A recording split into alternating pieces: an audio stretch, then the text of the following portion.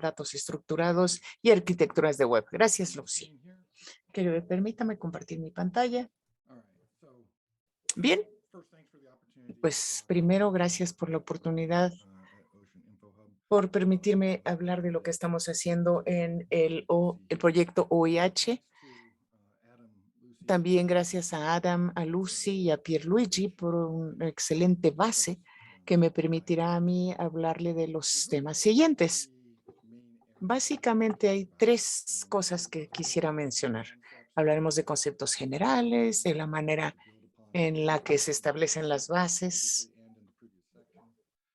que ya han sido establecidas por la sesión anterior, por los que me precedieron en el uso de la palabra, y después vamos a hablar de los distintos mapas que se utilizan para la creación de este OIH, y esto básicamente implica el trabajo artístico, trabajo creativo que se comparte.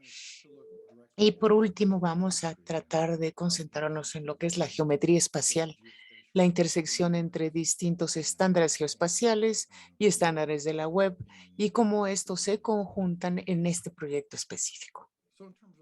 En términos de conceptos generales,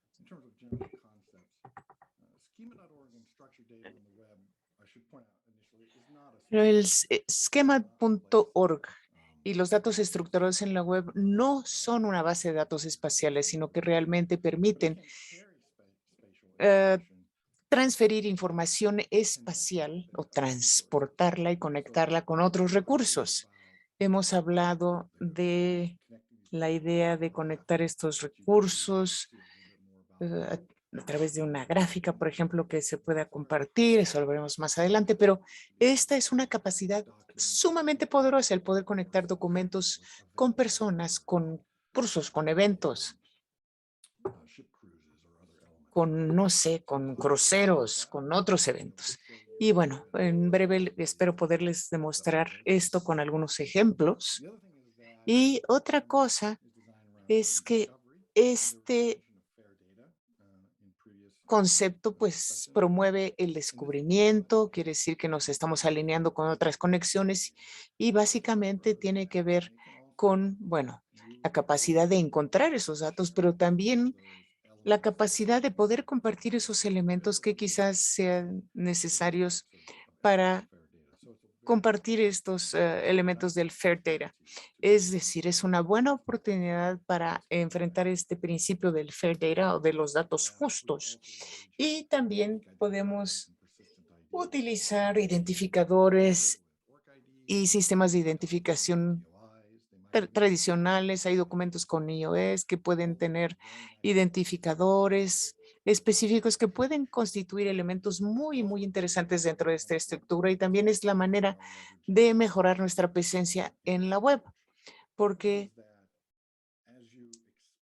conforme uno se expresa de manera más estructurada la información en los acervos, pues permite que Google, Bain u otros puedan apoyar el descubrimiento de esos recursos a través de sus plataformas.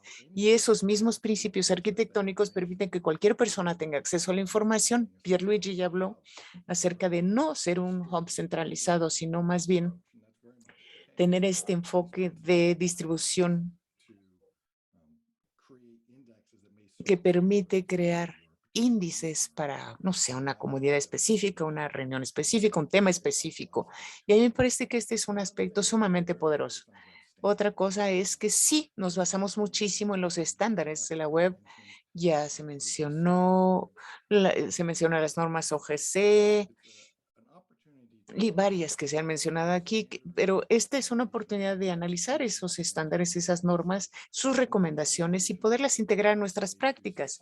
Y la implementación es una manera adecuada de darle las bases a todo el proyecto porque ahora tendremos aspectos pues fundamentales para la operación de este espacio. Ahora no se ha hablado de todo lo que esto implica en las presentaciones que me precedieron, así es que voy a hacer comentarios sobre esto. Los mapas como una obra creativa. Dentro del vocabulario de schema.org Y aquí hago una breve pausa porque ese vocabulario es un vocabulario creado por Google, Yahoo, Bing, Yandex y muchos otros. Y realmente es un vocabulario de muy alto nivel para describir recursos y nos permite contar con un contexto común que podemos compartir en nuestra comunidad para entender qué son esos recursos. Y lo que hemos hecho es aprovechar todo esto e integrarlo al Ocean Info Hub para poder describir estos distintos temas. Esos temas pues son los mapas espaciales. Y en este caso, los mapas son un subconjunto de un trabajo creativo de un documento. Serían típicamente archivos, archivos KLM o GeoJSON o PDFs que describen una región, perdón, pero al utilizar estos mapas podemos comenzar a expresar metadatos asociados a esos archivos. Y aquí les doy un vistazo rápido a cómo sería un documento de este tipo. Y también mencionamos el RDF triple que se puede comenzar a ver aquí.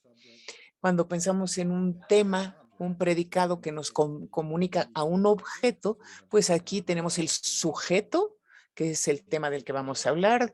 Después le asignamos un nombre. Y en este caso el nombre es nada más un hilo de texto.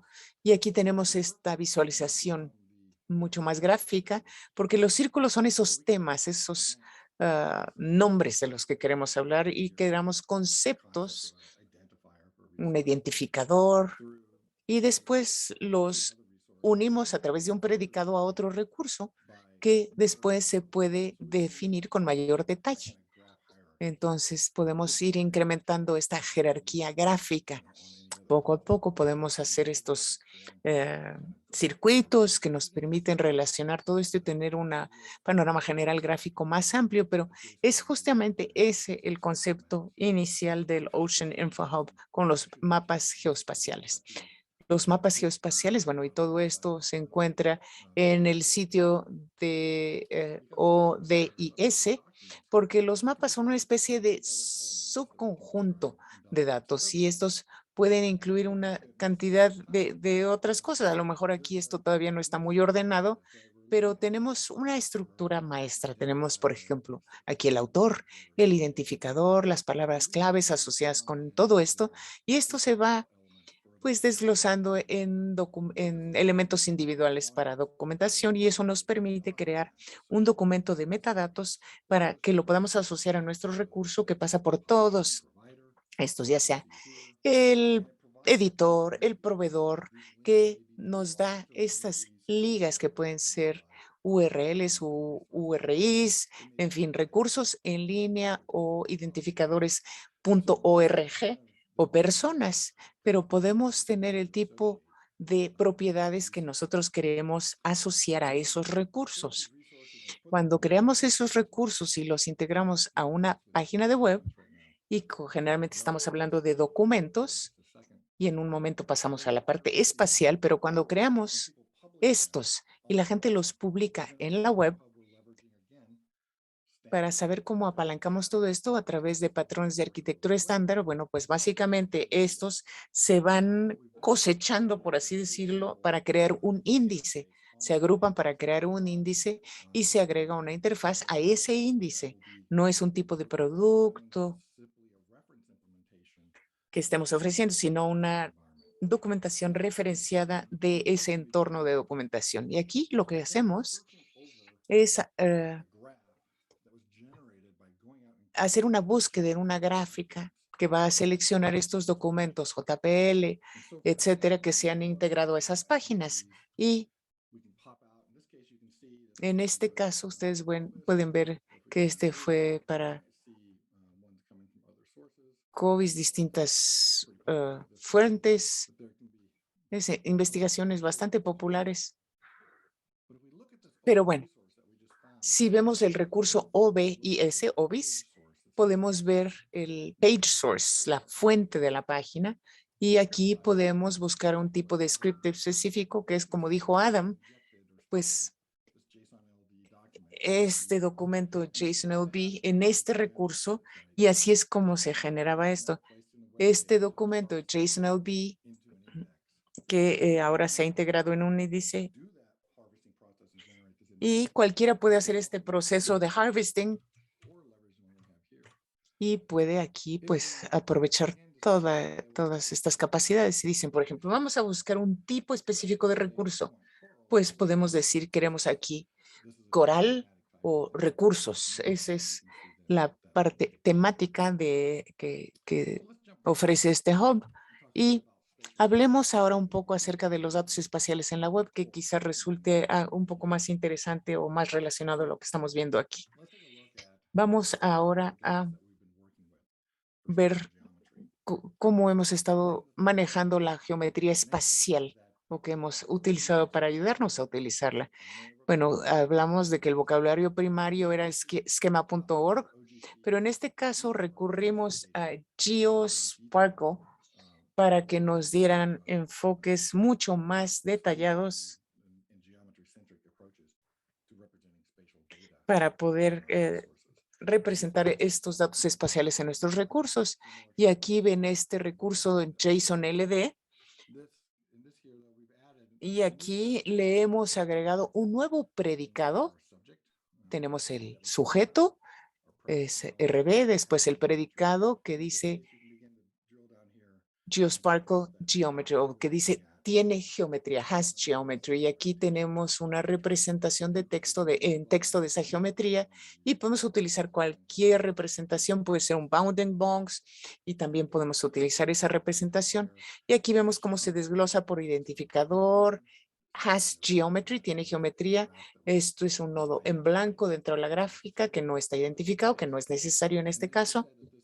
Y después podemos decir que este es un well-known text, su valor, un valor CRS que se le puede asignar, y en este caso estamos hablando del tipo punto, y ese es el tipo de información que podemos comenzar a asociar con los recursos.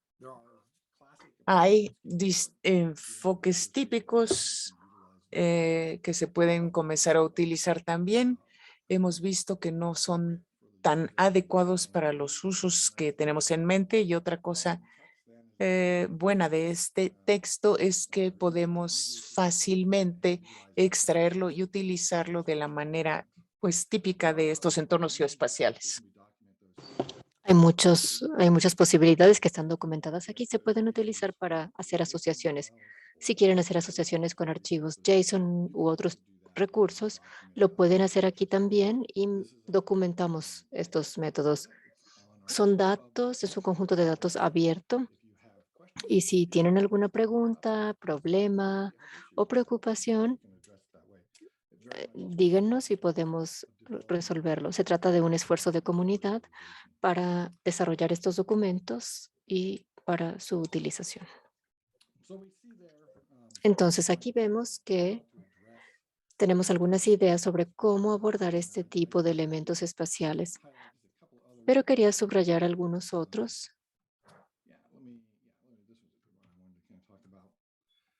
De este podemos hablar. Este se refiere mucho a la idea de la interconexión de recursos. En este caso, creé un mapa tipo y una región. Disculpen la demostración, pero la hice en un geopunto y justo llegué aquí para tener algo con más detalle. GeoSparkle tiene geometría, como acabamos de ver en la sección anterior, y hay un polígono en torno a esa región. Estos dos aspectos no son lo que yo quería señalar. Lo que quiero señalar aquí es que también podemos conectar este tipo de recursos a otras cosas que están en la red. Por ejemplo, yo podría conectarlo con las regiones marinas y podría ver la página de ese sitio específico. También podría conectarlo con Wikidatos, con un sitio de Wikidatos que esté relacionado con Guam. Y lo que quería señalar aquí es este aspecto de gráfica que podemos empezar a usar para interconectar recursos de distintos socios o aliados que estén en este ambiente. Entonces, así podemos tener algunos descubrimientos y ver algunos vectores y ver otro tipo de recursos. La gráfica de conocimiento que se crea a partir de este esfuerzo, pues tenemos una documentación y hay maneras en las que uno puede hacer ese tipo de consultas. Y aunque el portal de búsqueda que les mostré es un sitio de desarrollo, hay un script de Java que está detrás de este y el sitio de internet, todo está ahí. Si lo quieren ver, si quieren ver ese extremo para ver cómo se hizo esa búsqueda específica y cómo se obtuvieron esos resultados y se dividieron, toda esa información está ahí en el sitio. Lo que hice fue que brevemente vi algunos de los aspectos de la gráfica, el mapa como un ambiente tipo documento. También vimos algunos métodos de geometría espacial para integrarlos. Ese tipo de información se pone en un recurso y esperemos hayan, que se haya visto un ejemplo sobre cómo podemos utilizar esto en un ambiente de búsqueda. Veo que mi marca de los 15 minutos ya se cumplió. Me detengo aquí y volvemos a la sesión. Thank you very much, Doug. Muchas gracias.